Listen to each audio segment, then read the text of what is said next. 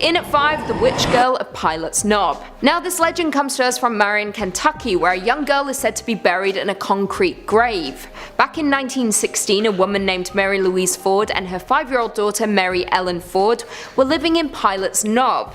The mother and daughter were accused of being witches, and instead of waiting for the trial, the frightened villagers dragged the mother and daughter out of the house and burned them alive at the stake. Classic witch business. They then buried the mother's body in a different location, and to avoid the young girl coming back from the dead and seeking revenge, the fearful villagers made sure to take precautions. They buried the daughter in Pilot's Knob in a steel reinforced coffin, and then after lowering it into the grave, they filled it with concrete.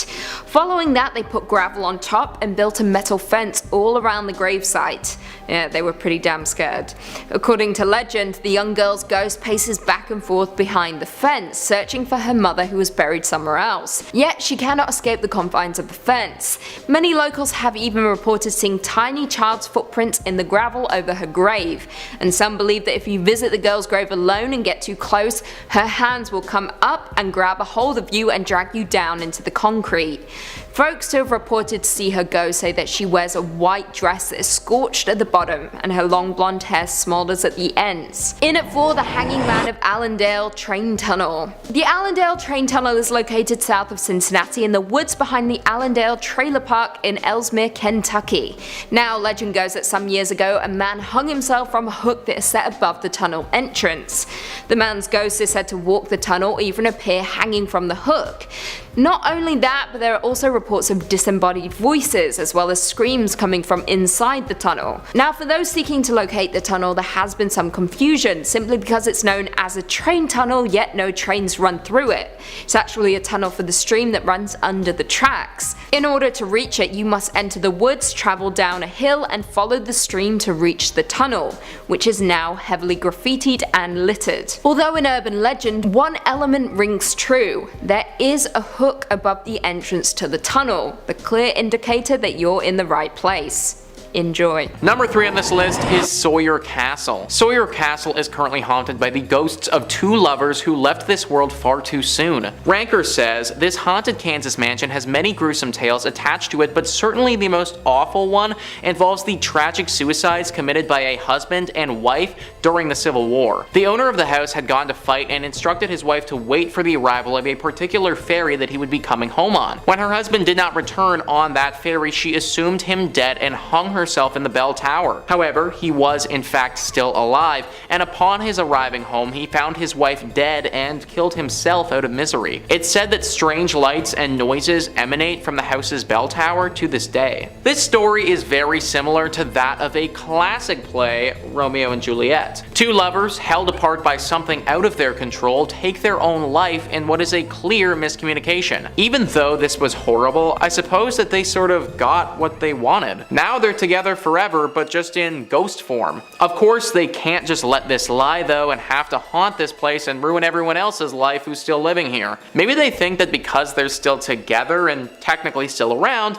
that they should own the home and anyone in it that's not them is a trespasser. Whatever it is that they think, they make it very difficult for those who go around here. I'd avoid this place altogether if I was you.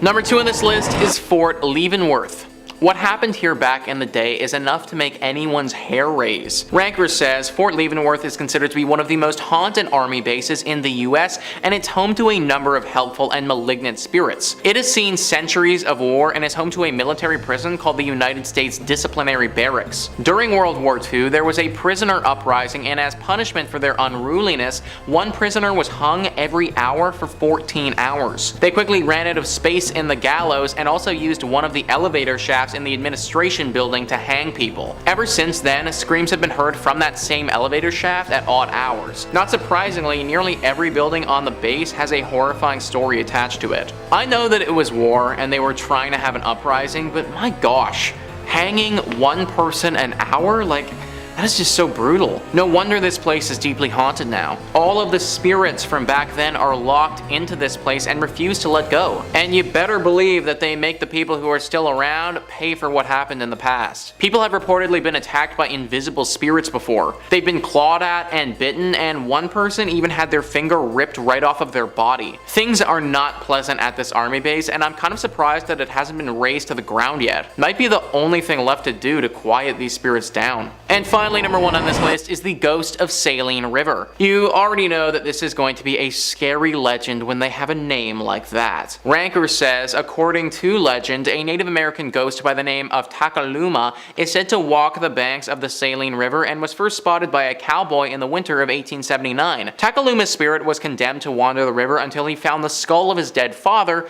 who had been murdered by white men in the 1840s. The ghost rose from his burial mound and warned that far more powerful spirits might join in the search, but the skull has still never been found. What a horrible fate. Your father gets murdered, and then you have to spend the rest of your existence as a ghost wandering around this river searching for his skull. This ghost was once a calm presence, but time has made Takaluma angry. Now it's said that this ghost will drag unsuspecting victims into the river and drown them, then take their skull and see if he can convince the other spirits that it's his father's. This has never worked before, but when you have a literal eternity, I suppose you'll try anything. A beautiful river to look at from a distance, but not one that you want to get too close to. In at number 5, the body under the bed. This legend comes to us from folklorist Jan Harold Brunvand, who tells the story of the first time he heard the dead body under the bed legend back in 1991. Now, there have been countless versions of this story, however they all remain the same. A Las Vegas hotel and a dead body under the bed. Here are just a few cases. On July 10th, 2003, a man checked into the Capri Motel and began complaining about a foul odor in his room. Management told him nothing could be done, and the man spent 3 nights there before checking out because he could no longer stand the smell. When the cleaning staff came in to make up the room 3 days later, they lifted the mattress up and discovered the body of a man in an advanced stage of decomposition. On June 10th, 1999, the remains of a 64-year-old man named Sal Hernandez was discovered inside a bed in room 112 at the Burgundy Motor Inn. In July of 1996, a woman's body was found under a mattress in a Travelodge, with the motel staff discovering the body 10 days after her demise, and only after guests complained for several days of a foul odor coming from the room.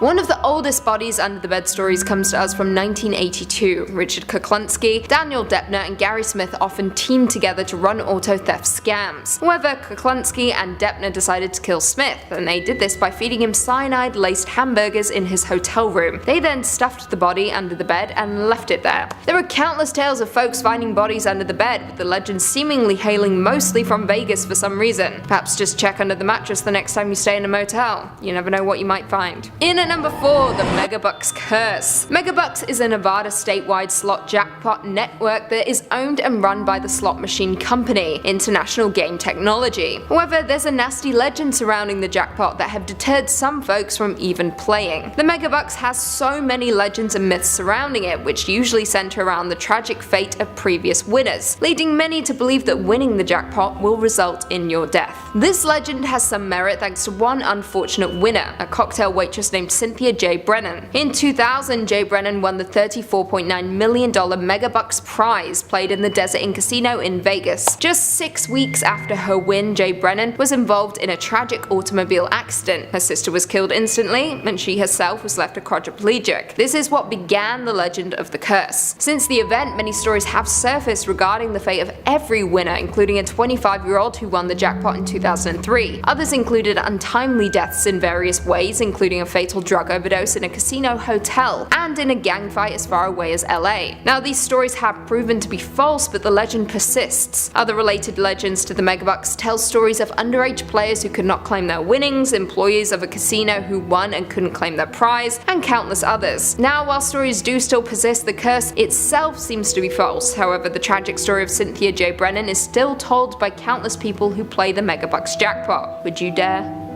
I would. In at 3, the Witch's Tree. On 6th Street and Park Ave in Louisville, Kentucky, you will find what can only be described as a natural monstrosity. A knotted tree, so misshapen and tortured that it could easily serve as a portal to hell. Now, even if the tree itself didn't catch your attention, the trinkets, baubles, and bead necklaces hanging from the branches certainly would. They are items that have been placed by the Louisville locals to appease the vengeful witches. Now, the legend of the bizarre tree begins in the late 19th century, where it was supposedly the gathering place for a coven of witches, where they would perform their ceremonies. All was well until a city planning committee decided to remove the tree ahead of the annual May Day celebration. This, of course, displeased the witches greatly, so much so that they cast a curse. Exactly 11 months to the day after the tree was cut down, the city suffered a storm so severe it was assumed by locals that the witches had made good on their curse and summoned a storm demon. Now, during this horrendous storm, lightning struck the stump of the old witch's tree, and suddenly a new tree began to grow. However, it was not a healthy tree, but rather twisted and otherworldly. Now, whether these stories are true or not, the locals of Louisville believe this tree houses something dark and sinister, and to this day continue to adorn it with baubles and trinkets. In at 2, the Headless Woman of Iroquois Park. Iroquois Park is a 739-acre park in Louisville, Kentucky, designed by Frederick Law Cherokee and Shawnee Parks. It is a serene and picturesque park with an old-growth forest and viewpoint atop the hill. However, as you wander through the forest and the winding trails on a warm night, you may begin to hear the sound of a dog barking wildly. Following that, a thick fog will roll in, partially obstructing your vision. Then, you will smell the stench of smoke and fire begin to rise in the air. The fog will break, but just for a moment, and then you'll see a figure begin to approach. Now, accounts vary, but some state that a woman will appear dressed in early 1800 settlement clothes, and as she walks through the park, you can see her very clearly holding her head in her hands as blood drips from her severed neck. The legend has been passed down from generation to generation, with each new storyteller making it much more gruesome. For those looking for a thrill, it is said that the Headless Woman is regularly seen close to the lookout point, with some suspecting that she is the ghost of a farmer's wife who settled with her husband in the area where the park is now located. The story goes that one night while her husband was downtown on business, an Indian tribe attempted to sneak up on the homestead and ransack it. The intruders grabbed the woman and beheaded her before promptly setting fire to the home. Now, whether you believe this is that very same woman is up to you, but regardless, there have been far too many accounts of parkgoers seeing the Headless Woman for it to be simply legend. And finally, coming in at number 1, the Pope Lick Monster.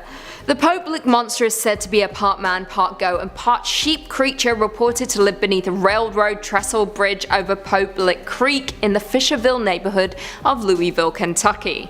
Now, numerous urban legends exist about the creature and its origins, with some accounts claiming that the creature uses hypnosis or voice mimicry to lure trespassers onto the trestle in order to kill them. However, other accounts claim that the creature jumps down from the trestle onto the roofs of cars passing beneath it.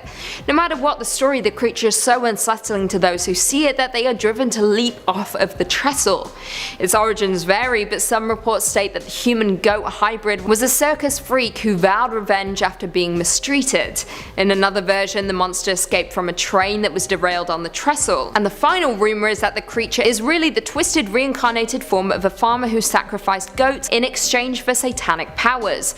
No matter which way you spin it, this creature is horrifying and is said to be behind a number of deaths and accidents at the trestle since its initial construction, despite the now looming 8-foot fence built to keep thrill seekers out. Coming in at number 5, we have the Werewolf of Defiance. During the summer of 1972, the people of Defiance claimed they were being terrorized by a werewolf. On July 25th, 1972, Ted Davis, a railroad worker, noticed something strange. He saw 2 hairy, huge paws on the ground in front of him. Confused and likely scared, he slowly raised his eyes and saw before him a creature at least 6 feet tall, hunched over and holding a large wooden board. Before Ted had a moment to react, he hit Ted on the shoulder and ran away. Just a few days after, Ted and his colleagues spotted the return of the unknown creature, and again in the next following day there was another report. A panic began to spur through the town and newspapers about the strange sightings. With all the sightings, it was agreed that the werewolf was large and humanoid. There were enough reports that the Defiance, Ohio Ohio Police Department had to open an investigation into werewolves in the area. It is even reported in the various newspapers in Ohio. Eventually, after days of looking with no result, the case was closed. Many people thought it was a prank, but during this experience, people were actually afraid that there were either a creature or some individual dressing up and attacking people. The sightings always happened at night, generally by the train tracks. A couple of women said it would try to get into their houses by rattling the doorknobs. The animal was said to be huge, hairy, and dressed in rags. In at number 4 we have Moonville Tunnel. Located in southern Ohio, these haunted tunnels were once used for multiple railroads. The abandoned coal mining town of Moonville near southeastern Ohio was founded in 1856. At its peak, the town was home to about 100 miners and their families. Little remains of the abandoned coal mining town of Moonville except for a few foundations, a nearby cemetery, and an old railroad tunnel. Due to deterioration, the majority of the tunnels were abandoned, with some filled in for safety reasons. Now only a few remain open, one of which is famously known for being haunted. The railroads were the only route to Moonville, but throughout the years many people have died near the tunnel and train tracks. This is due to the fact that the tunnels were so narrow it was not possible for pedestrians to walk alongside the tracks in the tunnel while a train was passing through, which resulted in numerous fatalities. It is said that the Moonville Tunnel is haunted by ghosts of locals who died from being struck by passing trains. Legend has it the ghost of a man who was killed instantly by a train passing through the tunnel wanders along the track bed near the old tunnel at night. One of the most famous deaths at the tunnel comes from a brakeman worker. Around 1859, a brakeman for the railway fell asleep, and sometime during the night he was awakened by the sound of his train leaving the depot. He arose, stumbling onto the train track and falling beneath the wheels of the train. The brakeman never recovered from his injuries, and the ghost of the man is said to be stumbling down the tracks within the tunnel with a lantern in hand, still trying to catch the train before it leaves Moonville Station. This is why most who claim to have sighted the ghost of Moonville Tunnel say that he carries a lantern and is sometimes seen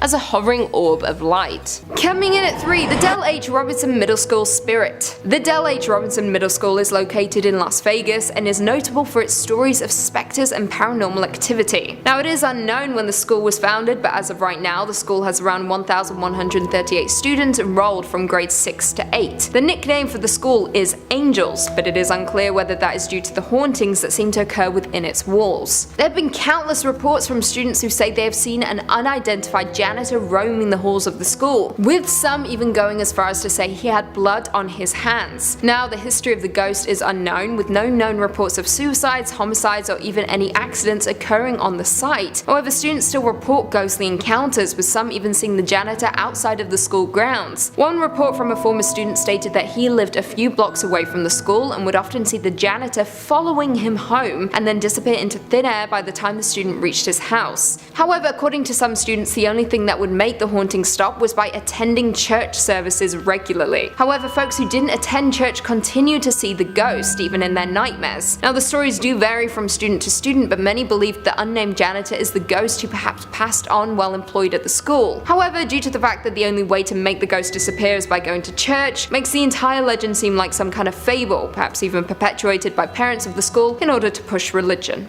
Just saying. In at 2, the ghosts of the MGM Grand Fire. Back on November 21st, 1980, a huge fire occurred at the MGM Grand Hotel, the second largest loss of life hotel fire in history of the United States and the deadliest event in Nevada state history. Due to the fire, 87 people died and over 700 were injured. Now the fire began in a deli on the casino floor due to a number of electrical issues that took place that morning. The deli, however, had no sprinklers or smoke detectors, and after a failed attempt by one employee to contain the fire, witnesses contacted the fire department. A fireball then quickly exploded in the restaurant, setting the casino and the rest of the hotel ablaze. Firefighters did manage to isolate the fire to the first few levels, but couldn't control the smoke, which spread quickly up the hotel's floors, through the elevator shaft and stairs. Given that it happened in the morning, many of the guests were in their rooms asleep and were not even notified of the fire below. Some guests tried to escape into the stairwell, however the doors to each floor locked behind them and no one in the stairwell survived. Guests that did survive were those that escaped to the roof and were evacuated by helicopter or rescued by firefighters. Bally's Hotel and Casino, where the MGM fire once burned, is now said to be haunted, with guests reporting weeping and coughing coming from inside the rooms and the stairwell. Some have even reported ghostly apparitions on the same casino floor as the site of the fire. Many have even seen ghosts gambling as they were in their final moments of living.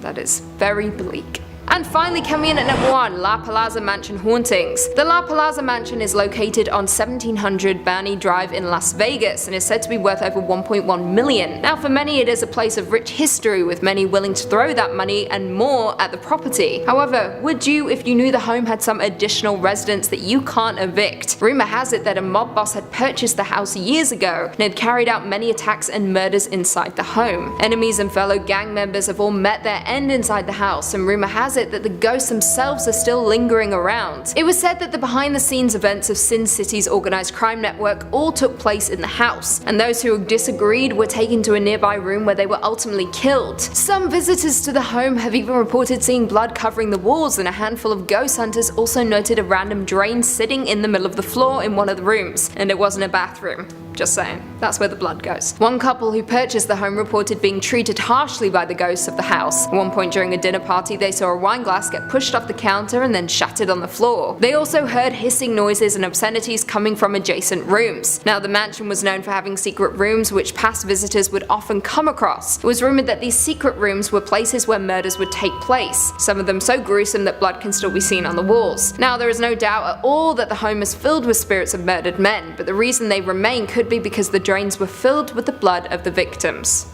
Awful. Coming in at number 5, we've got sewer alligators. Iconic. I think New York's sewer alligators might have been one of the first urban legends I was familiar with as a kid. Showed up as a gag in a show I was watching or something. But it's a myth that doesn't seem to disappear. Hell, it even has an incarnation in one of New York's most famous pieces of media, Spider-Man. The lizard, anyone? There's something about the possibility of gigantic carnivores living in the New York City sewer system that has captured the imaginations of folks everywhere. Unfortunately, it's a story that begins with irresponsible pet ownership. Back in the early 20th century, plenty of posh people were looking for exotic pets to bring home with them. Why you would want an alligator in your penthouse is beyond me, but the rich and frivolous thought this was a smashing idea. Now, we all know this is a bad call, but hindsight wasn't quite a thing yet back then. So these folks brought baby alligators home and made cooing noises at their tiny green pals. However, they don't stay tiny and cute forever, so when these alligators became problematic, it was common for their owners to ditch them in any way they could. Some chose to flush them, but it's likely that they were too big at that point to fit down the pipes. This resulted in many being tossed down into the sewers at ground level. The legend says that these gators managed to do quite well for themselves in the dank tunnels, feasting on rats, growing up, and finding other alligators to have little alligator sewer babies with. This all came to a head in 1935 when the Times ran an article headlined, "Alligator Found in Uptown Sewer." A bunch of folks had located and killed an 8-footer out near the Harlem River, giving credence to the rumors. From there, the legend was cemented into city lore. The actual probability of alligators thriving in the sewers is next to none, but the believers keep on believing. Coming in at number 4, we've got Montauk Mind Control. SCP fans might recognize that name, Montauk.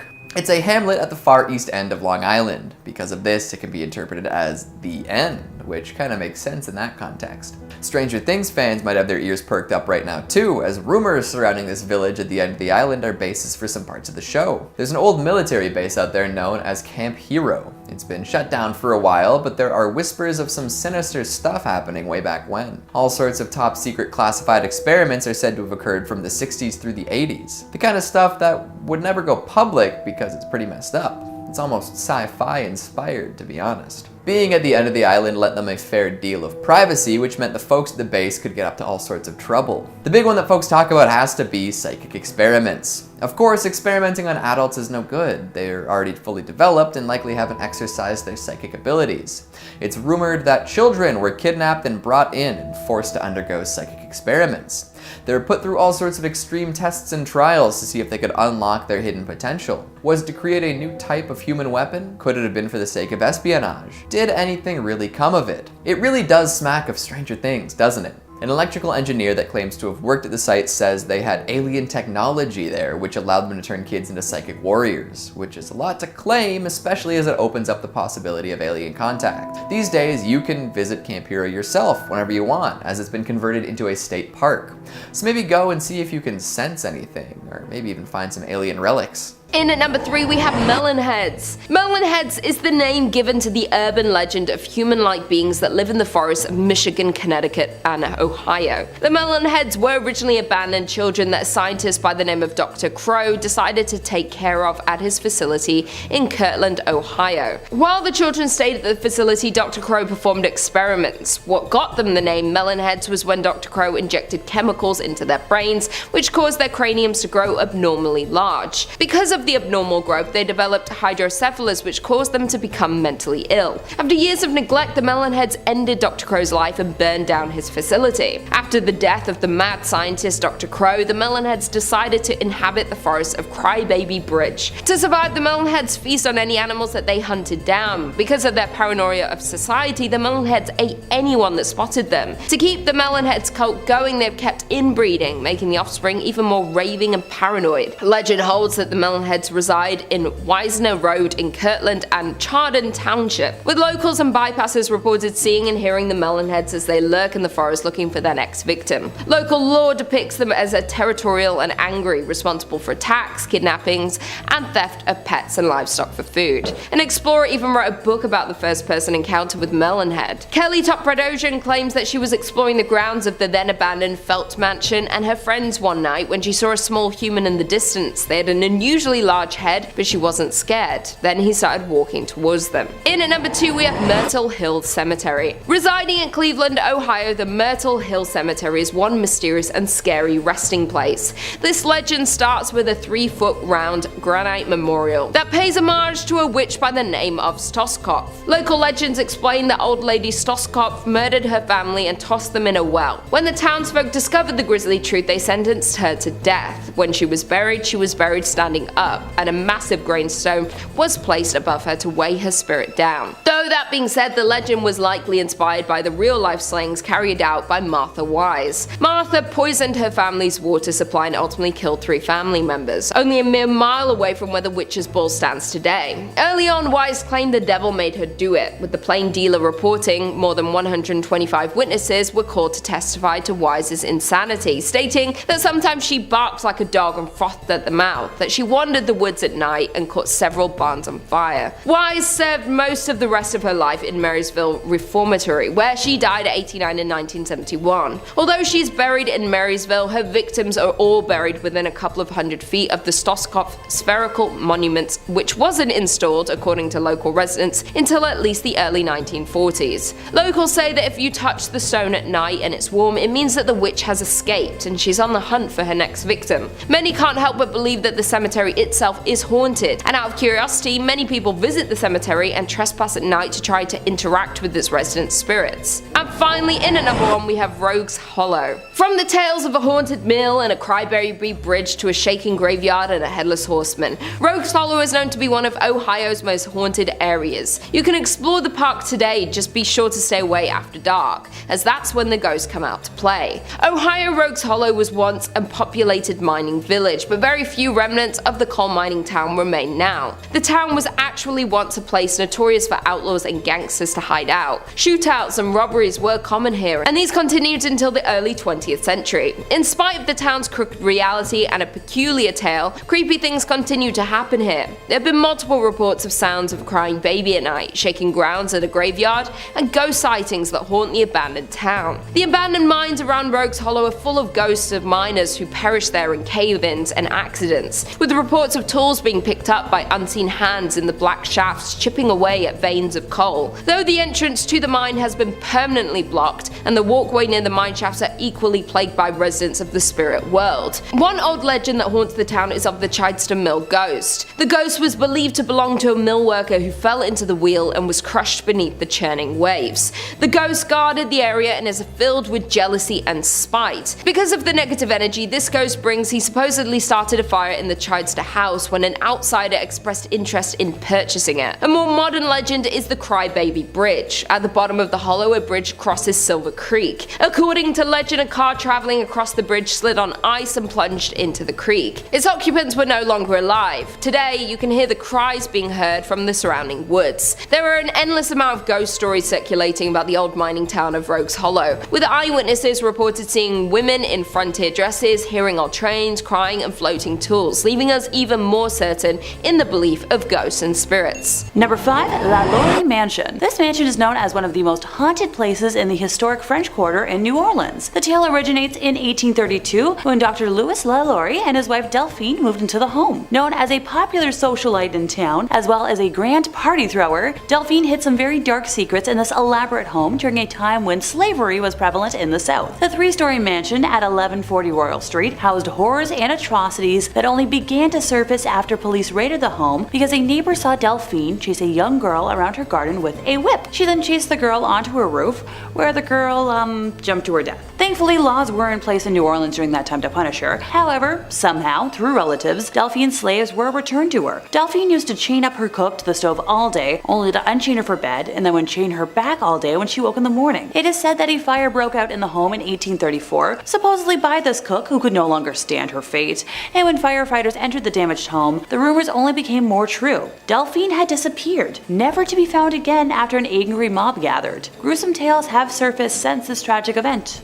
For almost 200 years, there have been reports of paranormal activity coming from this house. It shouldn't surprise many that hauntings are attributed to the slaves that Madame Laori kept on the property. There's a room in the mansion where slaves were often kept, and reports of moaning coming from that room are very common. Phantom footsteps echo throughout the house with regularity, and many people who have stood near the house have reported feeling as if they were taken over by negative energy. In 1894, a tenant who lived at the mansion when it was being used as an apartment complex was brutally killed in his room. Folks found his belongings ransacked as if someone had gone through them, leading the police to originally assume that he was a victim of a robbery, even though nothing of value was found missing. An interesting account regarding this deals with the police interviewing neighbors about his disappearance, when one of his friends claimed that he was having problems with sprites in his house. This friend wrote it off as his imagination running wild, but claimed that the victim had told him that there was a demon in the house and wasn't going to rest until he had met his end. Okay, mark this down as a spooky place you don't want to spend a night in. Number 4. The Tomb of Marie Lau. Known as the Voodoo Queen, Marie Lau was born on September 10th of 1794. She was born a free woman of color in the French Quarter of New Orleans and was a dedicated practitioner of voodoo, a practice that she passed down to her daughter named Marie Lau II. Following the reported death of her husband, Jacques Paris, she enters a domestic partnership with Christophe Dominique Duminy de Glapion, a nobleman of French descent, with whom she lived until his death in 1855, and together they had 7 children according to birth and baptismal records. Lau was a known healer, herbalist, entrepreneur, along with being a prominent female religious leader and community activist. In her role as a voodoo practitioner, customers often appealed to the priestess for help with family disputes,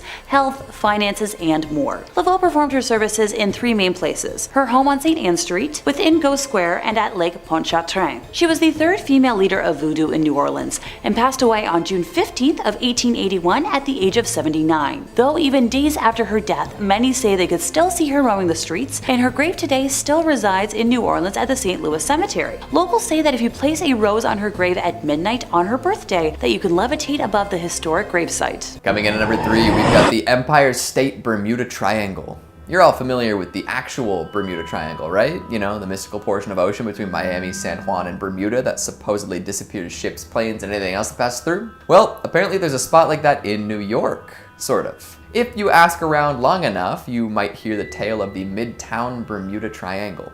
In 2008, folks started noticing something odd. All sorts of cars would die for seemingly no reason and refuse to start back up again.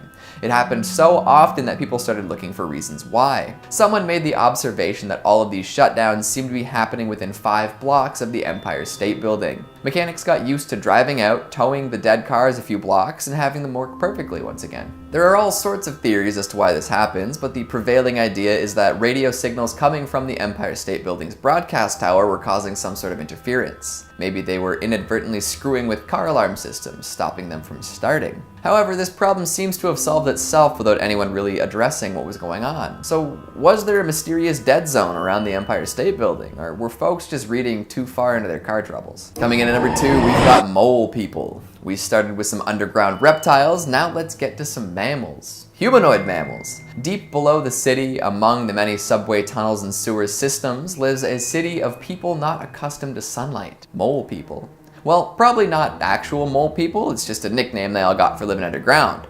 In all likelihood, there are plenty of people living under New York. There are over 700 miles of subway tracks, plenty of which are closed off. So there's lots of space to set up a subterranean life. Rumors of these people living below the surface date back to the 1800s when the subway was first being built. The city had done its best to prevent people from settling in under there, but that's much easier said than done. Often subway construction gets delayed when workers come face to face with some of the tunnel dwellers. If someone was trying to run a train through your house, you'd be unwilling to move too. And finally, at number 1, we've got Cropsy. Oh, now this one is spooky. A legend among Staten Island youth, Cropsy is a figure shrouded in mystery. Some say that he was a respected member of the community that went mad after his son died. Others claim that he was admitted into a mental institution, became a janitor, and then started to kill. The origin story changes from person to person, but his actions do not. Cropsy kidnaps and kills children. He's the Staten Island boogeyman. Summer camps and island tours galore love to scare the daylights out of folks by telling them the tale of the killer on the loose. There's even a slasher movie from the 80s that features a Cropsy character. It's called The Burning. But get this, the legend might actually be true. Sure, he's not around anymore, but it turns out there really was a mad janitor who kidnapped and killed children. Andre Rand worked at Willowbrook, a now defunct mental institution on the island. In 1987, Rand was convicted of kidnapping and murder and racked up more charges later on. Did he inspire the legend, or was he inspired by it? We may never know. Rand is currently serving 2 sentences of 25 to life, but it's doubtful he's getting out. There's a fascinating and freaky documentary about the story of Cropsy that came out in 2009 that investigates the events surrounding the legend. Starting off in our number 5 spot, Hannah Cranna. This legend, known as Wicked Witch of Monroe, comes from Connecticut during the 19th century. During this time, a woman named Hannah Cranna gained a reputation as a witch after her husband died by mysteriously falling off a cliff. The townspeople believed that she had bewitched him. People of the town also believed that she was casting spells on people she didn't like. Due to this reputation, Hannah kept to herself and grew old alone. Right before passing away at the age of 77, she asked to be carried down to the cemetery in her coffin by foot, not wagon, as it was traditionally done in those days. After she passed, the townspeople went against her wishes and tried to wheel her coffin down the hill, but they were unable to as the coffin kept falling off, so they were forced to carry it. When the townspeople returned to her home after the funeral, it was found to be engulfed in flames, sealing Hannah's reputation of witchcraft. And at number 4, Hell's Gate Bridge. This urban legend comes to us from Alabama, and there's not one, but 2 legends associated with this bridge. The stories surrounding this bridge began in the 1950s after a young couple was driving over the bridge when they somehow drove their car off the bridge one night, and sadly they both drowned. So the first legend of this now haunted bridge says that if you drive your car to the middle of the bridge and turn off the lights, the ghosts of the couple who drowned will magically appear in your car and leave a wet spot in the seat. The second legend says that if you're driving over the bridge and look over your shoulder, when you're halfway across, the scenery behind you turns into a portal of hell engulfed in flames. Ever since these things supposedly began to happen, the bridge is now closed off to cars. But the bridge is still accessible by walking through the park to get to it. Sometimes teens will go there at night to try and scare each other, and paranormal investigators will go there for research. Yeah, I definitely will not be going to this bridge anytime soon. Number 3, Rougarou. The Rougarou legend has been spread for many generations, either directly from French settlers to Louisiana or via the French-Canadian immigrants centuries ago.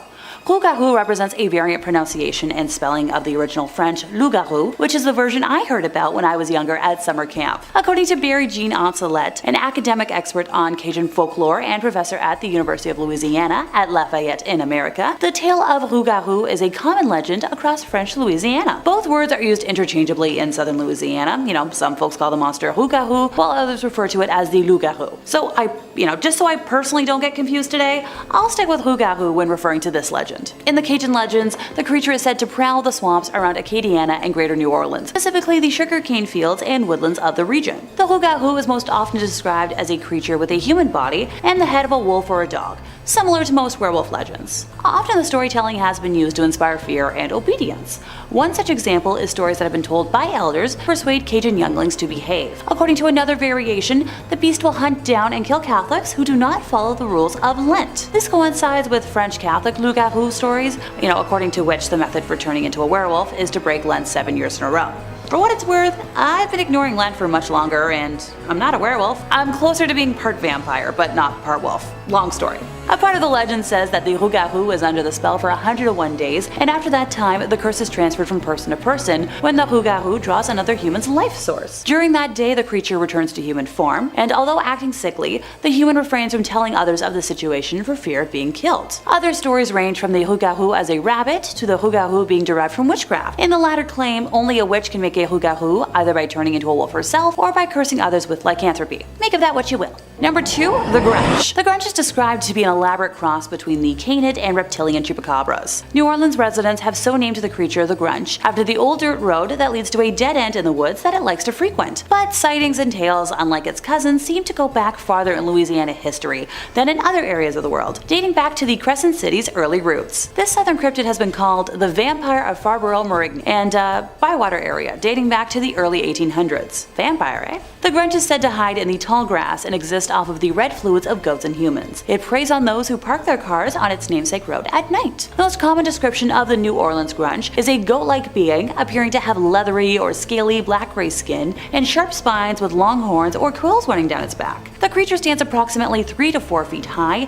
and are also said to seem more intelligent and have human-like skills. Able to open doors, use tools similar to how a monkey or primate would. It is said to howl like a wolf, scream like a banshee, or bellow and screech like an ape when alarmed, as well as leave a strong stench. Many reports note that the eyes glow an unusual red, orange, or blue-green color, depending on who you ask. Some witnesses have reported seeing bat-like wings and a tail or long fur and goat-like markings in gray on a silky black coat. The Grunch has sharp teeth, long claws, and it is said that he would rip his victims open. Stories vary, but one suggests that voodoo priestess Marie Laveau castrated a devil baby and from what fell sprouted 2 creatures. The Grunch are said to have almost killed her with their fierce bites and punching, and the voodoo queen fainted from the attack. But when she awoke, the 2 were gone. All versions agree that it's a group of deformed half-human, half-monsters that evolved in the bayou over years of isolation. It's said that if you happen to be on the road and see an injured goat, you should not get out of your car, as the Grunch uses the creatures to lure unsuspecting victims out to drain them of their scarlet elixir. Recently, a Harvey, Louisiana lady said she saw one eating one of her neighbor's dogs. Sanitation workers tell of seeing them raid the garbage cans or chase the garbage trucks along the New Orleans East Hines Boulevard and Grunch Road area.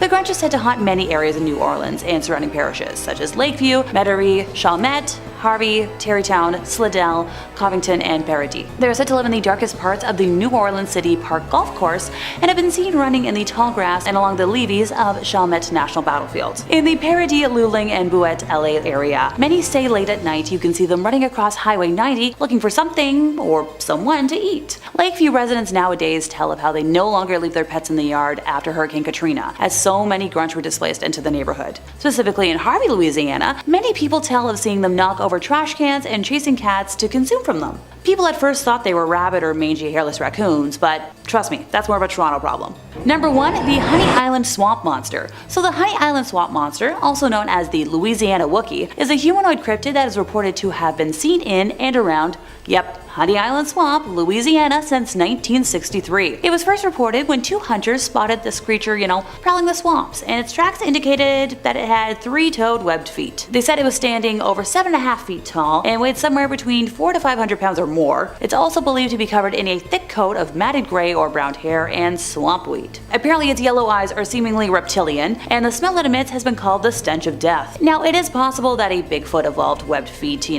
better suit its swamp environment, which is a theory that I personally believe, but some folks are adamant that it's some sort of government experiment gone weird. Which, it's likely. Who knows what the government's hiding these days? The original 1963 spotting took place when Harlan Ford and his friend Billy Mills were searching for an abandoned cabin, spotted by Ford in a plane, deep in the Honey Island Swamp, giving this cryptid its name. The friends reached a clearing where they spotted the creature, who kept eye contact with them for only a moment before escaping into the underbrush. Describing the creature, Ford said that it was nothing like he'd ever seen before, ugly and sinister and looking like something out of a horror movie. In 1974, Ford and Mills returned to the area on a duck hunting trip. The two found several dead boars with their throats torn out along the way, and knowing that the boars were too far from the water to have been killed by alligators, they began to suspect the monster they had encountered, 9 years earlier as the culprit. This suspicion was confirmed when they noticed footprints, 3-toed and webbed, around one of the bores. Rather than have a second run-in with the swamp monster, the two decided to get the heck out of there, but returned later that night to make a cast of the footprints. All the power to them for doing that, but I know I would have been too scared. Another man named Ted Williams claimed to have seen the creature many times, positive that there were multiple swamp monsters. And that's not scary enough. One day, Ted took his boat out in the swamp to set, trout lines and was never seen again. This primitive creature has long been blamed for the death of livestock and the mysterious disappearances of younglings in adjacent areas. Popular lore in the region is that the Honey Island swamp monster might be the horrifying product of a union between a chimpanzee and an alligator. And in the darkly primordial swamplands that must look, pretty much the same now as they did thousands of years ago, the existence of almost any creature seems possible. One of the strangest legends, though, surrounding this monster revolves around a train wreck, which allegedly occurred near the Pearl River in the early part of the 20th century. According to this legend, the train was full of exotic animals from a traveling circus, which fled into the swamps after the train derailed. While most of the creatures would soon perish in the swampland, the legend goes on to claim that a troop of chimpanzees managed to survive, and even went as far as to interbreed with alligators. The result was a strange colony of reptilian-like mammals. Look, personally, I believe the Bigfoot theory the most, but let me know what you think. Coming in at number 5, we have Hell's Gate in Oxford. Known as the most haunted bridge, we have Hell's Gate in Oxford, Alabama. Hell's Gate Bridge earned its name because many people believe that when you stop on the bridge and glance over your shoulder, the road behind you resembles the fiery gates of hell. Several locals have experienced this over the years, but that isn't all of it. The most popular urban legend about this bridge takes place during the 1950s when a young couple's car drove off the bridge and into the water below. Supposedly, if you stop on the bridge and turn off your lights, a member of the couple will enter your vehicle and leave a wet spot on the seat. The bridge was officially closed to traffic in late 2005 and early 2006 when the new road, known as Leon Smith Parkway, was built from Friendship Road to the Oxford Exchange, connecting it to the new outdoor mall. On Saturday, January 13, 2007, the legend of the bridge lives on, as after it was closed, the OPS team decided to go to this bridge and investigate the paranormal activity claims. The team arrived at the site around 10 PM and placed voice recorders on each end of the bridge. In the middle, they set up a webcam suited for night viewing and took lots of pictures with the digital and 35mm cameras. They wrapped up their investigation sometime after midnight. After going through the evidence, they did not detect anything that night, though one of the members did see an object coming toward the group while we were sitting on the end of a bridge. And just because nothing suspicious was caught that night doesn't mean it isn't haunted. Coming in at number 4, we have the vanishing of Orion Williamson. This urban legend is different from most and revolves around the farmer Orion Williamson. One hot July afternoon in 1854, Orion was walking on his farm near Selma.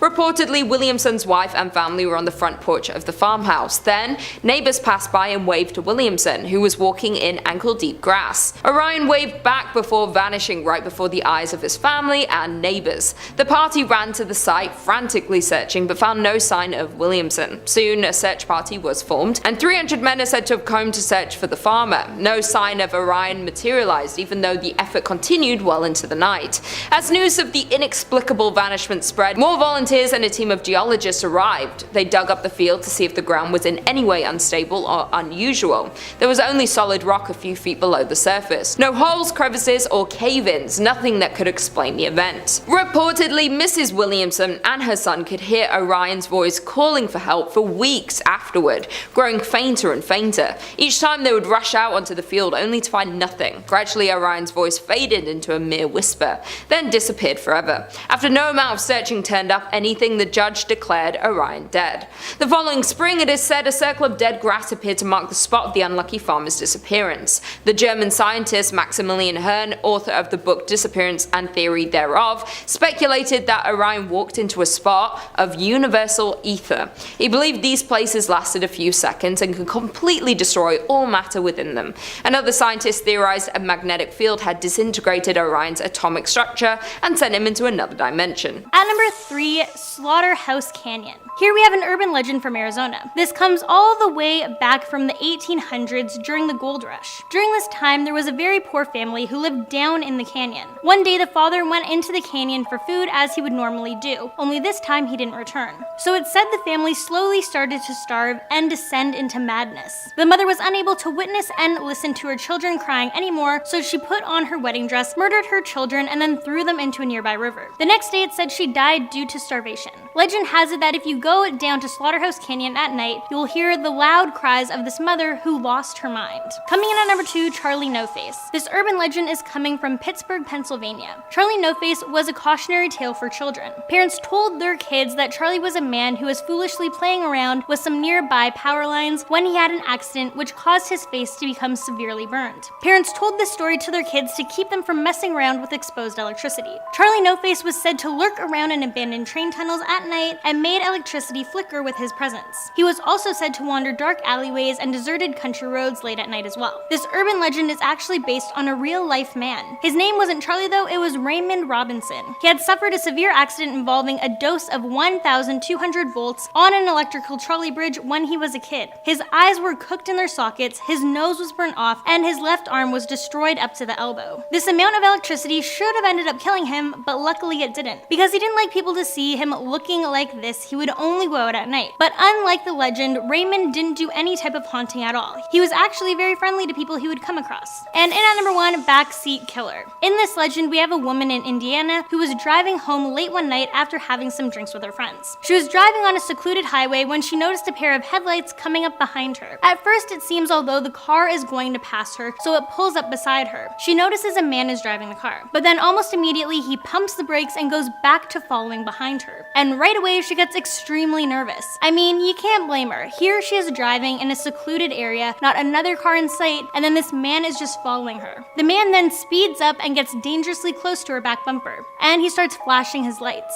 At this point, the female driver is freaking out. She doesn't look back and she just rushes to get home. The car follows her all the way to her house, the whole way flashing his lights and even putting his high beams all the way up until they are in her driveway. Once home, she runs from her car to the front door. Once at the door, she looks back and she sees the man get out of his car and he is running towards her. He notices that she's nervous, so he stops and he yells at her to call the police and lock her door. When the police arrive, she finds out the reason the man was really following her home. Turns out the man behind her was actually trying to save her. You see, when he pulled up beside her to switch lanes, he saw the silhouette of a man with a butcher knife rising up from the back seat. I'm not gonna lie, I watch way too much Criminal Minds and like true crime shows, so I'm always scared if I'm out late at night, someone is going to be like hiding in my back seat. That's why I always check. Yes, might be a little paranoid, but better safe than sorry, right? Coming in at number 5, Baronov Castle. Now I should begin by saying that Alaska doesn't have any actual castles, however it used to. It was the Baronov Castle and was home to many Russian governors in the 1800s. As of today, what remains is the hill the castle stood upon, and the gorgeous hill that spirits now reside on. Now the castle has a history spanning far longer than Alaska has been a part of the USA, which I guess isn't that long to be fair. Even before the castle was abandoned, tales of a mysterious ghost of a lady in dark clothing had become a local legend. It was supposed that she was a Russian aristocrat who had committed suicide on her wedding night after marrying a man she did not love. Now she walks Castle Hill and sometimes the Russian bishop's house nearby. She is also said to be draped in diamonds and a long black veil. She is said to be out most often at the midnight hour, aren't they all? And you may catch a glimpse of her bemoaning her fate. The area is known as Castle Hill in Sitka, and the site remains a popular tourist attraction. However, that is mostly due to the supernatural elements surrounding the mount. Would you dare step foot on Castle Hill? I dare you. In at number 4, Christmas Town. There's quite literally a city in Alaska called North Pole, where it is Christmas all year round. Which is a dream come true, I want to live there. However, this quaint Christmas town has a notorious reputation. In 2006, the snowy little suburb of Fairbanks was hit with a horrific incident when a group of 6 middle school students were arrested for plotting a Columbine-style mass murder at their school. The 7th graders planned to knock out North Pole Middle School's power and telephone systems, then move systematically through the school, shooting and murdering the teachers, as well as students who picked on them. Absolutely horrible. Now their plan would have moved forward if it weren't for an anonymous student who overheard their plans and reported them to the authorities. Thank God. It turned out that at least 6 students had knowledge of the plot too, but had failed to inform anyone about the potential killing spree. Seems now that Christmas Town has an awful legend surrounding it, with many movies based on the town depicting it as something rotten and dangerous, maybe even haunted. In at number 3, we have the ghost of Sally Carter. The story of Sally Carter begins in the mansion of Cedarhurst in 1823 when Sally was visiting her sister. While she was visiting, she was struck by a quick and fatal illness and passed away on November 28, 1837, just just 3 weeks short of her 16th birthday. Sally had loved the estate, and that is why some say you can still feel her presence there today.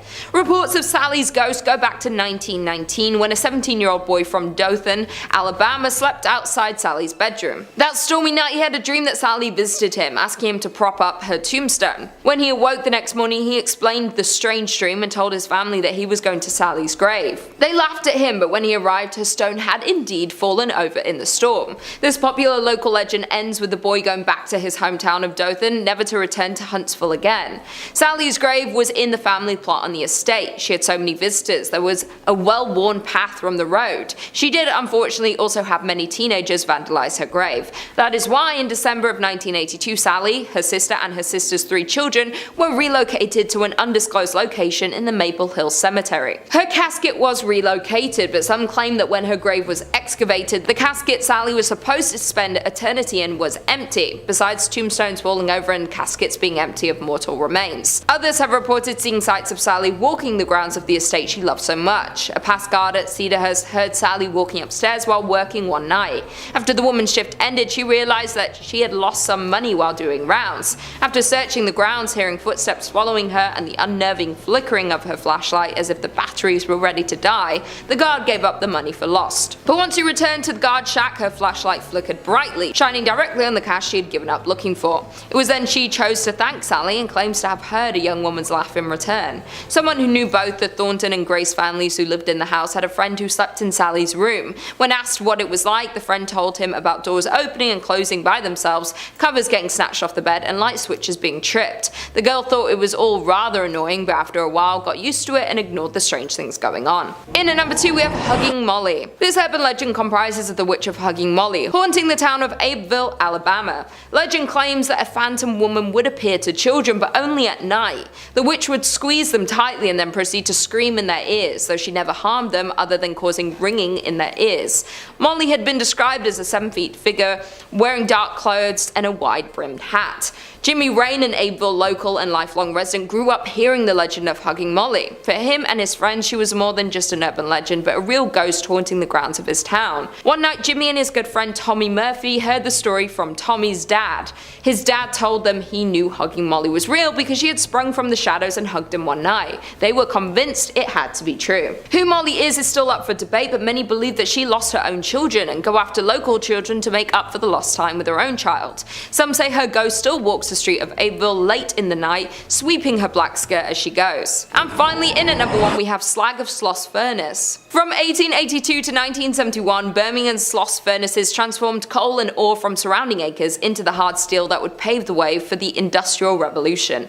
In the early 1900s, James Slag's Wormwood was foreman of the graveyard shift, the period between sunset and sunrise, where he was in charge of a crew of nearly 150 workers. During the summer months, the temperatures throughout the plant would reach more than 120 degrees. Lack of sleep, the heat, and low visibility made working the furnace literally a living hell, and only the poorest of workers desperate for employment would work it. To impress his supervisors, James Slag would make his workers take dangerous risks, forcing them to speed up production. During his reign, 47 workers lost their lives, 10 times more than any other shift in the history of the furnace. Countless others lost their ability to work due to accidents, mishaps, and even a recorded explosion in the small blowing engine house in 1888 that left 6 workers burned blind. In October of 1906, James Slag's Wormwood lost his footing at the top of the highest blast furnace and plummeted into a pool of melted iron ore, where he melted instantly. It was reported that Slag must have become dizzy from the methane gas created by the furnace and lost his balance, but Slag had never set foot on top of the furnace during his years of employment, leaving the death of James still a mystery. The legend of Slag's grew each year after his disappearance. Workers complained of an unnatural presence they increasingly encountered throughout the worksite. One work reports that on a night watchman in 1926 they sustained injuries after being pushed from behind and told angrily by a deep voice to get back to work. The man, upon searching the grounds, could find no sign of any other living person, only to assume it was the spirit of James Slag. Another suspicious story happened in 1947 when 3 supervisors turned up missing, where they would be found unconscious and locked in the small boiler room in the southeastern part of the plant. None of the 3 could explain exactly exactly what happened to them. All agreed they were approached by a man whose skin appeared badly burnt and who angrily shouted at them to push some steel. Probably the most horrifying tale occurred in 1971 when the night before the plant closed, Samuel Blumenthal, the Sloth's night watchman, who was nostalgically taking a last look about, found himself face to face with what he recalls being the most frightening thing he had ever seen. He described it simply as evil and a half-man, half-demon who tried to push him up the stairs. When Blumenthal refused, the monster began to hit him. In addition, another investigation was held in 2003 by the Alabama Foundation for Paranormal Research, who insisted that there is no doubt paranormal activity on the grounds of the plant. During their investigations, they pulled data that confirms through scientific methods that the spirit entities are present and cannot be explained, while also stating that Sloth is one of the most paranormally active places our team has investigated. Number 5 on this list is the Empress of Little Rock. The Empress of Little Rock, that just sounds imposing, man. Like a mission in Red Dead Redemption 2 or something like that. Arkansas urban legend says, originally built as the most extravagant dwelling in the state by wealthy saloon keeper James H. Hornibrook, the house currently operates as the Empress of Little Rock, a luxury bed and breakfast. Several paranormal encounters had been witnessed by former owner Robert H. Blair, workers and guests. Blair saw a period-dressed gentleman complete with top hat floating down the stairs. While restoring the secret poker room in the attic, hired painter Timmy Watts found himself locked out even though no handle or lock was on the door yet. When he returned with a screwdriver to let himself back in, Watts saw that the door was now open and the same image of a man that Blair previously witnessed appeared before him. That is one frightening story from Watts there. The door gets locked even though it literally physically cannot get locked, and then it gets unlocked and you see a man appear before you. Very questionable. Also, just the fact that you were also in the secret poker room in the attic as well. Like, you already know that some shady stuff probably went down up there after hours. I imagine that those walls have been host to some very questionable activities themselves. Either way, this place is super haunted. Lots of the locals don't ever stay here anymore for fear of what could be lurking here. They tell the newcomers about it, but oftentimes the newcomers don't heed their warnings and go there anyways. Usually, after they've done so, there's deep regret that's filled inside of them. Pretty much everybody that goes and stays here wishes that they hadn't. Number 4 on this list is the Mount Holly Cemetery. I feel like every state, every province, every country, every region, pretty much everywhere has got to have their own urban legend about a haunted cemetery. Like, there's always one place where there've just been too many strange occurrences. Well, Arkansas is no different, and they have their own cemetery with legends surrounding it. Arkansas urban legend says, located at Broadway and 12th Streets in Little Rock, Mount Holly Cemetery is the final resting place for many notable people. Several reports of paranormal sightings and photographs taken at the property have been made, including apparitions of people dressed in period clothing and bright lights and mists. Some visitors have claimed that statues have been mysteriously relocated to the lawns of nearby houses. The sounds of a flute echo have also been heard, and trinkets and small items have been known to appear and disappear around the graves. I wonder what that flute echo is. Could it be some sort of spirit who just really likes the flute? What if it's something more sinister than that? The flute has often been tied to some pretty bad and devilish demons before. Is it possible that one of these creatures is afoot and using this flute to perform some sort of bad ritual? I would ask you guys to be the judge for yourselves, but that would mean that you'd probably need to go to this place, which I highly recommend not doing. Coming in at number 3, the Alaska Triangle. The Alaska Triangle, oftentimes called Alaska's Bermuda Triangle, is a place in the untouched wilderness of the frontier state where a large number of people have gone missing. The triangle connects Anchorage, Juneau, and Barrow, with the latter being a small town on the state's north coast, and has some of North America's most unforgiving wilderness. Now, the triangle began attracting attention back in October 1972, when a small private plane carrying US House Majority Leader Hale Boggs, Alaska Congressman Nick Begich, and aide Russell Brown, and Bush pilot Don Johns vanished into thin air while flying from Anchorage to Juneau. Following the incident, more planes began to go go down, as well as hikers going missing. Even Alaskan residents and tourists seem to just vanish into thin air without any explanation. Since 1988, more than 16,000 people have disappeared in the Alaska Triangle, with a missing person rate at more than twice the national average, which is absolutely terrifying. Why aren't we talking about this? Now, the disappearances are often blamed on everything from severe weather to aliens to swirling energy vortexes to an evil shape-shifting demon of Tlingit Indian lore called Kushtaka. Absolutely insane, but I respect these theories. Honestly, it's probably just the weather, but you're cool. In at number 2, Saber Wolf. Legend has it that Inuits described a wolf-like evil spirit of the Nahanni Valley that kills people by biting their heads off. In some reports, the animal had long saber-toothed fangs and weighed upwards of 600 pounds, all of which they would use to hunt and kill their prey. The so-called monster has been spotted in Alaska at least once by an American mechanic, who described it as a wolf on steroids, as well as the crew of an American TV show, Alaska Monsters, who claim to have an encounter with the beast. However, there may be an historical answer for the beast. Way back when, there was an animal called the dire wolf that lived up until the most recent ice age. Thanks to research, science tells us that this wolf averaged about 100 to 150 pounds and was first thought to be predecessors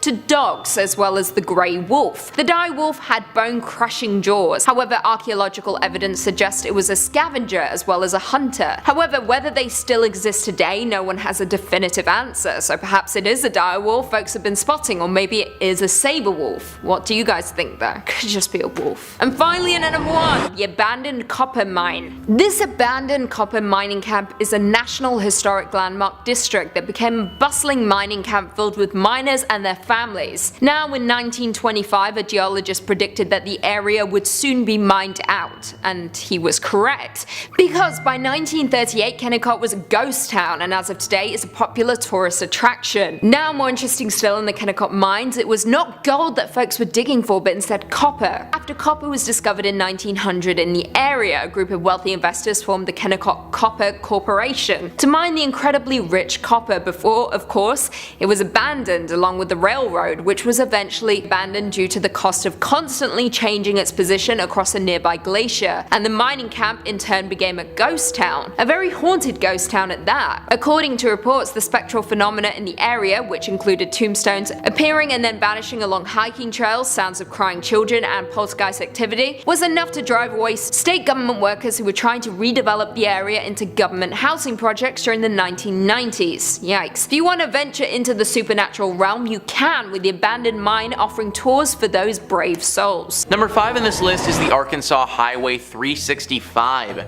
There is quite the tale that surrounds this highway in Arkansas, one that makes driving on it quite scary. Arkansas.com says, years ago a young man was driving down Arkansas 365 south of Little Rock when he saw a young girl on the roadside. He offered to give her a lift and draped his coat over her shoulders because she was cold and soaked from the rain. She gave him directions to her house. When the young man got out of the car and walked around to the other side to help her out of her seat, no one was there. Confused, the man walked up to the house and knocked on the door. A woman answered and she explained what had occurred.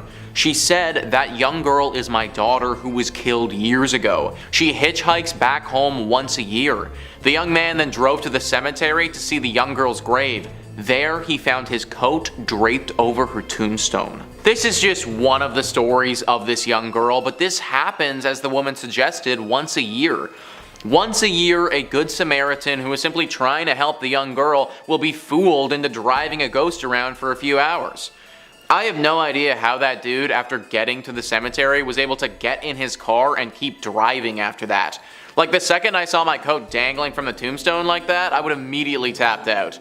I couldn't figure out what time of year this happens at, which is too bad, because then I could have warned you guys, but be aware that it will happen without fail at least once.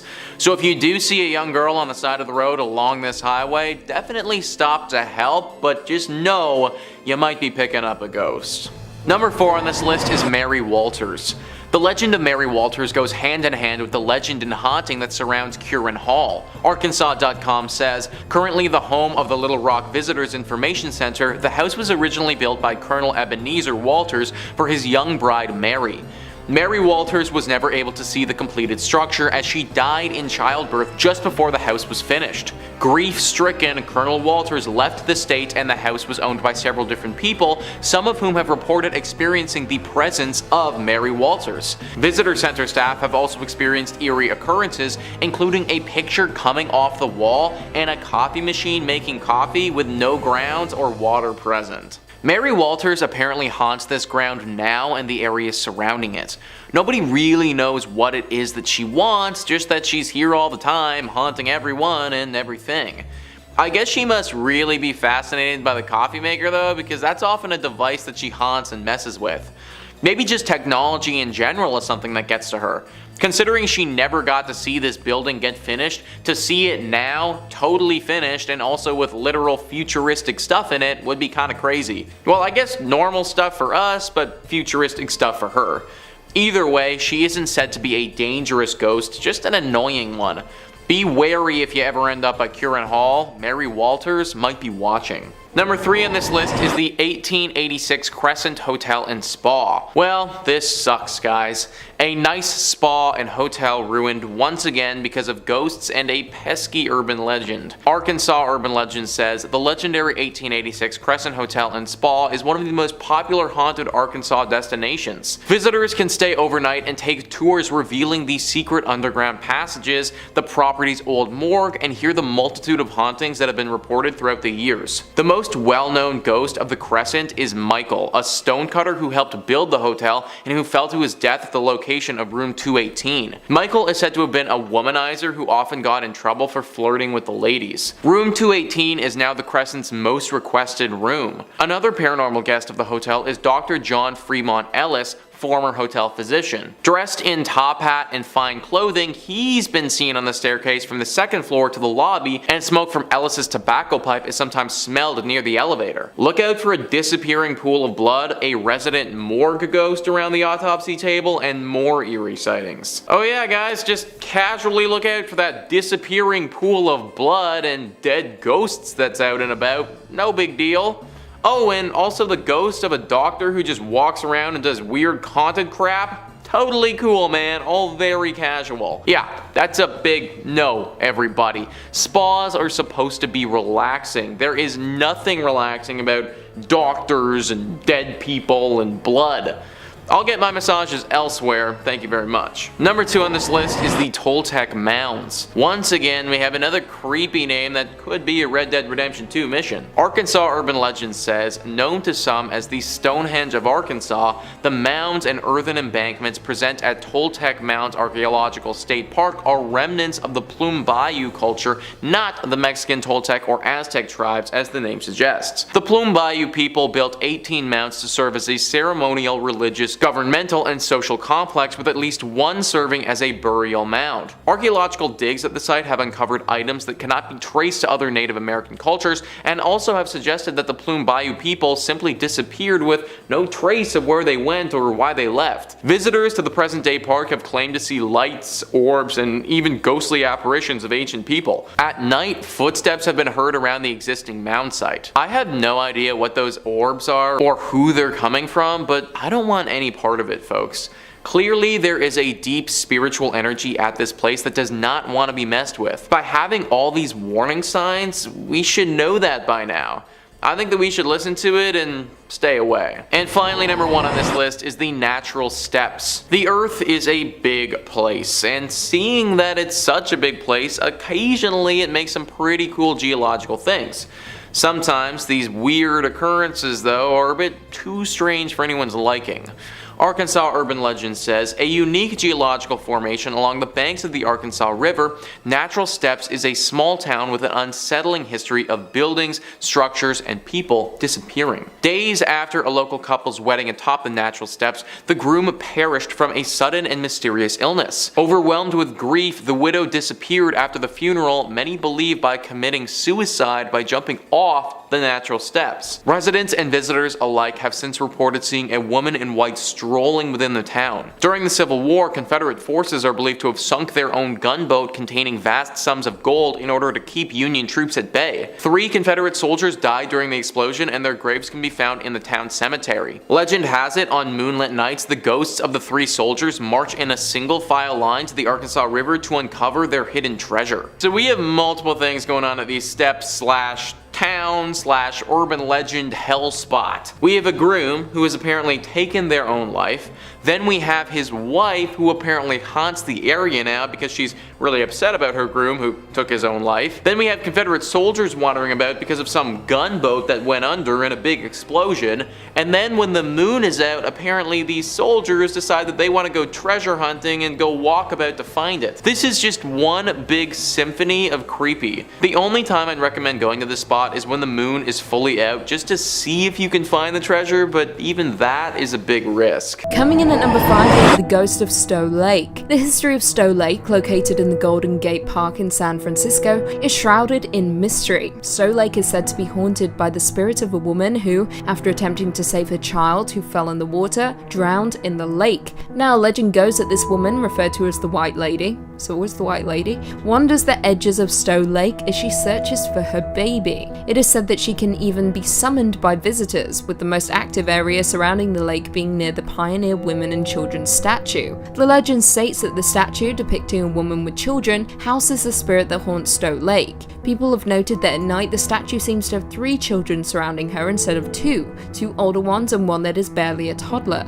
Anyone wishing to summon the White Lady can do so by calling out, "White Lady, White Lady, I have your baby," 3 times, which seems very cruel if you ask me. Now, if she believes you, the woman will appear before you and will ask for her baby back. However, for doing this, the woman will haunt you for the rest of your life. However, if you tell the woman you don't have her baby, legend says she will drag you into Stowe Lake and give you the same death she suffered. It is also noted that the White Lady of Stowe Lake is not the only ghost to be found residing in San Francisco, of course, and if you wish to explore the creepy haunted history, you can do so with Haunted San Fran Ghost Tour.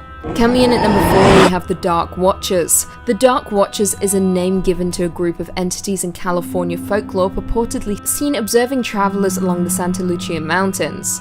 The Dark Watchers are said to be tall, sometimes giant-sized featureless dark silhouettes often adorned with brimmed hats or walking sticks. They are phantoms that are said to lurk inside the eerie mountains. Legend has it that the Dark Watchers have claimed to be seen staring out at the vast space below the mountains before completely vanishing. Now, this legend may be attributed to the Chumash people who historically inhabited the central and southern coastal regions of California, with the ghostly figures first appearing in their Indian history and lore. The cave walls were donned with drawings by the Chumash that depicted these phantoms. John Steinbeck also went on to write about the Dark Watchers in his story Flight, where the creatures were described as dark forms against the sky. I quote, "Pepe looked suspiciously back every time or so, and his eyes sought the tops of the ridges ahead. Once on a white barren spur, he saw a black figure for a moment, but he looked quickly away, for it was one of the Dark Watchers. No one knew who the Watchers were, nor where they lived, but it was better to ignore them and never to show interest in them. They did not bother one who stayed on the trail and minded his own business."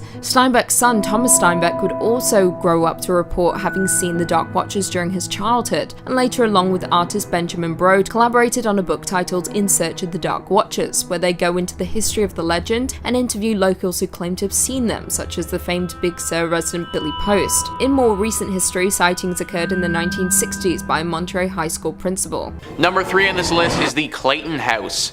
This has got to be one of the most haunted spots in Arkansas, and it's developed quite the legend around it.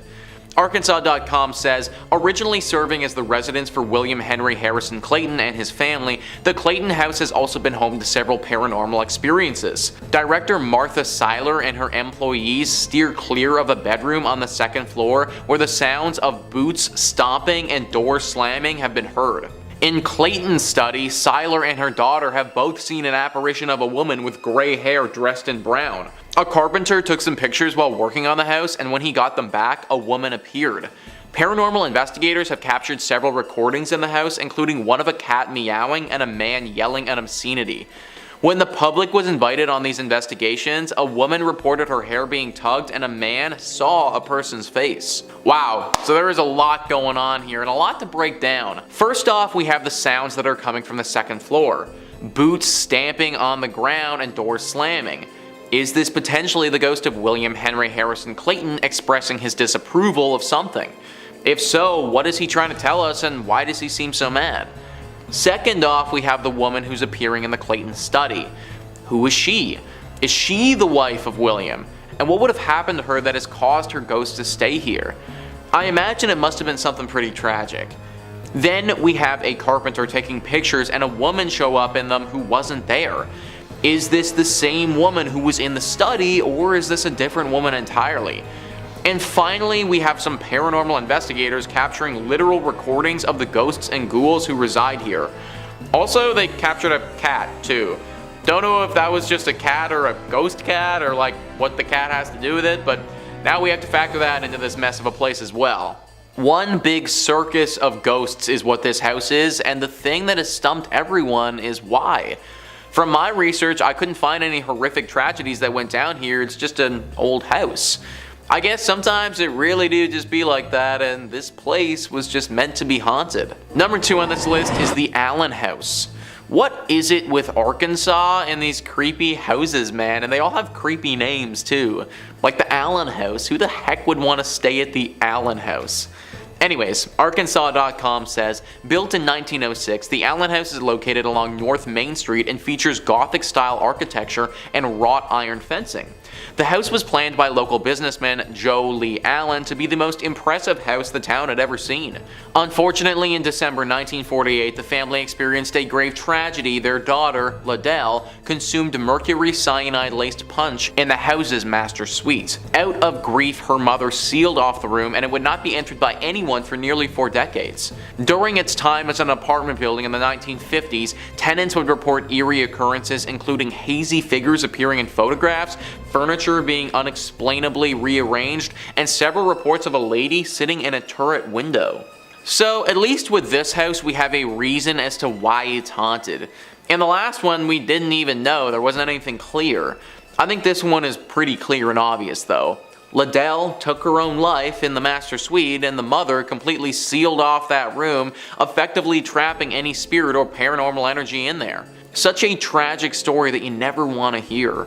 Now we can't forget that story either because the paranormal events, and I'm assuming Liddell's spirit, keeps haunting this place. Avoid the Allen House altogether if you're ever in Arkansas. And finally, number 1 on this list is Ghost Mountain. This is definitely the sickest and most twisted story on this list for sure. Arkansas.com says, a tragic story surrounds a mountain southeast of Drake Field Airport in Fayetteville. In the 1930s, a man came home to his wife and child after a long night of drinking.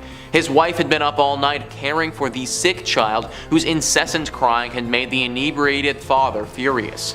In his anger, he grabbed the baby, stumbled outside, and threw the child down their well. His wife grabbed the well's rope in an attempt to save the baby, but the father cut the rope, leaving the wife and child in the well. The father left town never to be seen again. Reports have been made that a woman's screams and a baby's crying can still be heard in this location. If this story is true, then my god, this father rivals the most sick and twisted individuals to ever walk this earth. I don't care how drunk you are, to take your kid and to throw your own child, your own flesh and blood, into a well, and then have your wife follow that child, and to leave them there. This is the scum of the earth, guys. It's no wonder this place is haunted based on an event like this. My heart just goes out to that child and that wife, and hopefully one day their souls can find peace. In at number 5 we have Space Mountain. There are a surprising amount of urban legends surrounding this ride at Disney World, which is odd. It is just a ride after all, right? Nothing strange about it. According to legend, one rider was decapitated while on Space Mountain because he supposedly stood up while riding.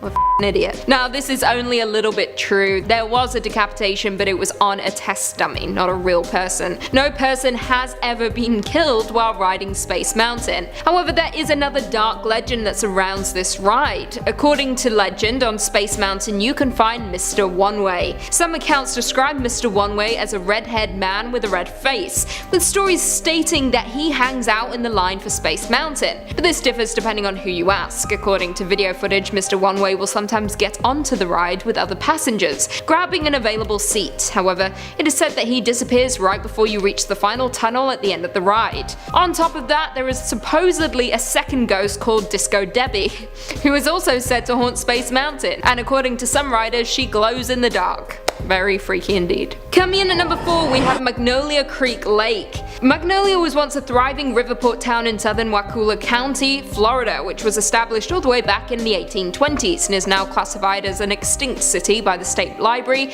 and Archives of Florida. All that remains of the city is a cemetery, with the last known burial being back in 1859. Magnolia Creek Lane is a narrow road fit for one car at a time south of Montverde on the west side of Lake Apopka. According to legend, the road and surrounding lake is haunted by around 200 passengers who were killed in a train wreck. However, many have attempted to find evidence of this, but none has ever been found, yet the legend continues. Now, while the road appears to be built on an old train track, the only documented railroad ran slightly north of the location. Now, this road is supposedly where all kinds of horrible things happened back in the 1890s, and according to some locals at the creek that runs to Lake Apopka, you can hear the loud screams in the woods. However, when you get closer, they move farther away. The screams are said to be that of the train crew that died. However, skeptics believe this is actually sound that is being reflected from another place. According to a local, Michelle, she said, I quote, "My cousin went to Montverde Academy and heard about this road that runs off 455 that used to be a railroad bed. And they say that if you go down there at night, you can hear ghostly sounds and see eerie shadows of people walking on the road. I don't know for sure about this because I never went there, so it is just what I heard." Coming in at number 3, the monster of Elizabeth Lake. Now, I should preface this point by saying that there are at least 10 different Elizabeth Lakes in California, but the one we're talking about today is in LA County near Palmdale, and is perhaps the oldest one in the state. Now, it is said that Elizabeth Lake was created by the devil himself for the keeping of his hellish pets.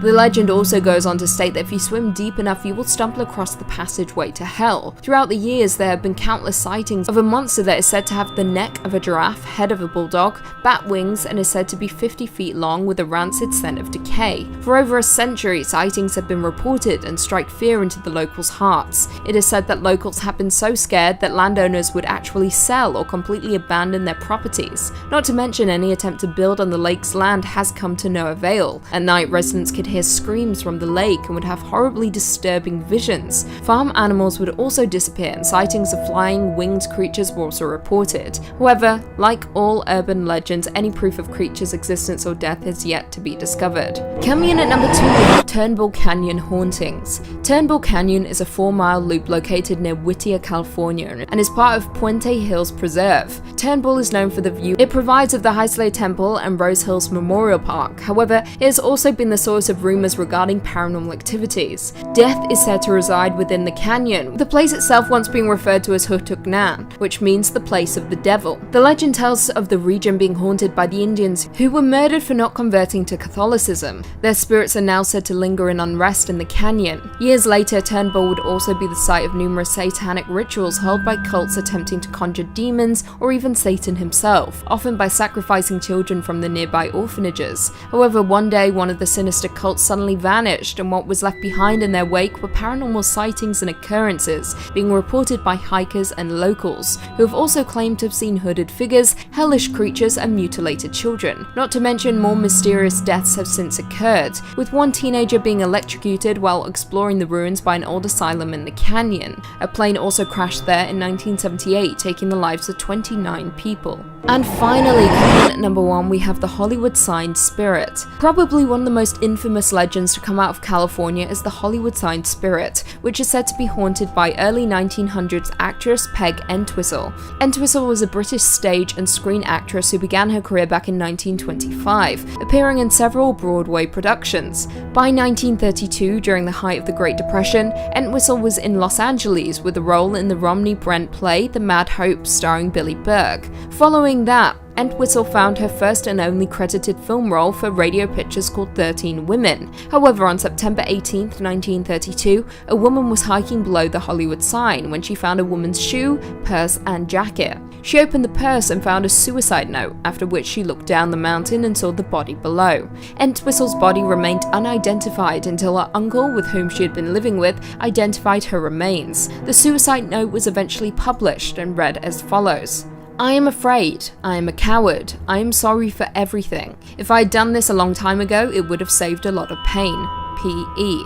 Nowadays, Entwistle is referred to as the Lady in White, who is said to appear to people hiking to the off-limits part of the sign, where she killed herself. However, as opposed to appearing as the beautiful actress she was, she is often seen with a skeletal face and deep hollowed-out eyes. It is also said that if hikers are alone, the Lady in White will influence them to also plummet off the Hollywood sign. Number 5 on this list is Stull's Gateway to Hell. Anything named Stull was just doomed from the start, guys. Thrillist says the tiny town of Stull has counted very few residents since it was founded in 1856. The most famous is rumored to be Lucifer himself, who some say appears at the town cemetery on Halloween and spring equinox. They say he uses the site where a roofless church once stood as a portal to and from hell. Some say that he's drawn to the site of frequent witch hangings. Others believe one of the graves actually contains Satan's own child. Either way, new graves continue to be dug despite signs warning against trespassers, perhaps referring directly to the Prince of Darkness himself or the cults that are rumored to flock to the grounds. The first published article about the horrors are traced back to a 1974 article in the University Daily Kansan,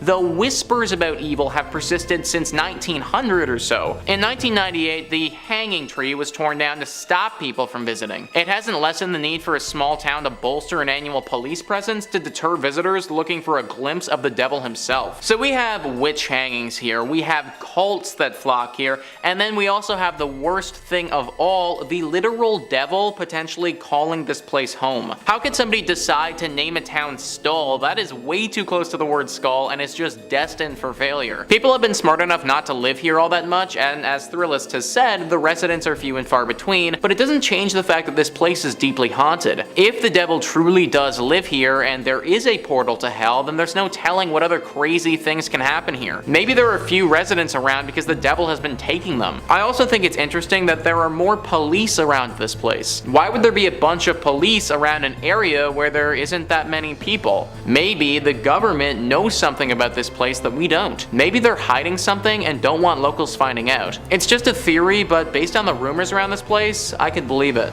Number 4 on this list is the Devil's Chair. I am perfectly happy with my lazy boy and don't need to be sitting on any type of devil's chair anytime soon. Insider says the legend of the Devil's Chair goes like this. An old farmer in Alma refused to sell his land to the city in order to build a new cemetery. Someone got a little too tired of waiting for him to sell, so he was pushed into his own well. Eventually, somebody said that there was a terrible smell coming from the well, so the city sent someone to investigate. It was ruled that the well was empty and it was boarded up. Now, if you make your way to Alma, you can actually sit on the boarded up well, but legend says that people who have sat on the well have been known to mysteriously disappear. Where the heck did my dude go? He was down there in the well and then just poof, he was gone. Like, did his body go underwater and just couldn't be seen, or was there something more paranormal afoot? Well, whatever happened to the body, I guess it doesn't matter too much now because there is certainly something paranormal happening here today. If you sit on this chair, you will literally go missing. Yeah, maybe let's stop sitting on the haunted well that people have named the Devil's Chair. Maybe, I don't know, let's put a fence around it, or better yet, let's just destroy the damn thing. Coming in at number 3, I-4 Dead Zone. Interstate 4 is a highway in Florida that spans 132 miles, with it running from Tampa all the way to Daytona Beach. Now, the interstate is frequented daily by folks heading to work and those on their way to Disney World. Now, while it is a popular highway, it is also another nickname for it, the Dead Zone, an area where folks need to be particularly careful. This area of the highway has been the location of many accidents, electronic malfunctions, as well as supposed ghost sightings. So why exactly is this spot so dangerous and filled with so much paranormal activity? Well, this is because this quarter mile of highway was built over a grave site, and as we know from movies, a disturbed grave site means bad news bears. It means you're in for a nasty surprise. It means you're gonna die. Don't believe it? Well, oddly enough, on the very first day the new interstate was opened, a tractor trailer carrying frozen goods lost control and crashed directly above the disturbed graves of people who had died from yellow yellow fever. It is believed that around 1,500 to 2,000 accidents have occurred on the highway since 1963, which is a lot, and worse still, many of those accidents resulted in death, and between a 24-month period there were around 44 car accidents resulting in approximately 65 people being injured. Some locals fear this area of the highway so much that they actually take a much longer route around it. On top of all of this, back in the 1950s, a young boy was said to have disturbed the graves, and the following night he was killed by a drunk driver, and to add insult to injury, the driver was never caught. Coming in at number 2, we have the Devil's Chair, also known as the Haunted Chair. This is an urban legend hailing from folklore that is attached to a class of funerary or memorial sculpture common throughout the United States during the 19th century. Now, these chairs were known as the mourning chairs for visitors to cemeteries to sit on when visiting loved ones. However, since then cemeteries have provided benches for similar purposes. Once the original purpose of these chairs fell out of fashion,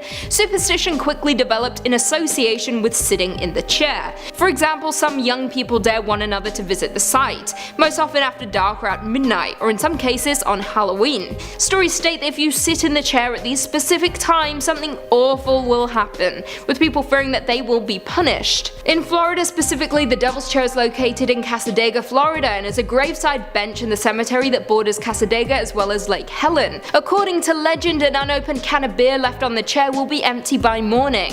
Now, in some stories the can has already been opened, and in others the liquid is simply gone through the unopened top. On top of that, it is said that the devil will sometimes appear to anyone bold enough to sit in the chair itself. So if you do decide to visit the chair at night and take a seat expecting to meet the devil, just be sure to have a beer in hand ready for him, because it is said that he will be expecting one. As am I, all the time. I would like a beer. Maybe that's why I'm evil. I'm the devil. And finally, coming in at number 1, Legend of the Skunk Ape. Also known as the Swamp Cabbage Man, Swamp Ape, Stink Ape, Florida Bigfoot, and Louisiana Bigfoot, this is a creature that is said to inhabit Florida and is named for its appearance and for its unpleasant odor that is said to accompany it. The ape has supposedly been a part of Florida folklore since the settler period, which is absolutely insane. One of the first reports of the skunk ape in Florida came from the year 1818, when a report spoke of a man-sized monkey or ape raiding stores and stalking fishermen. This became particularly common in the 60s and 70s, with one sighting occurring in 1974 which spoke of a large foul-smelling hairy ape-like creature which was said to run upright on 2 legs in the neighborhood of Dade County, Florida. However, some people were skeptical, including investigator Joe Nickel, who stated that these reports may represent a black bear and that the sightings may in fact be hoaxes or misidentification of wildlife. In terms of appearance, the creature is said to resemble the Sasquatch of the Pacific Northwest. However, the skunk ape is said to be shorter in comparison. It has long patches of fur on the shoulders and arm and is often described as a mottled rusty red colour as opposed to the Sasquatch's brown and black coat.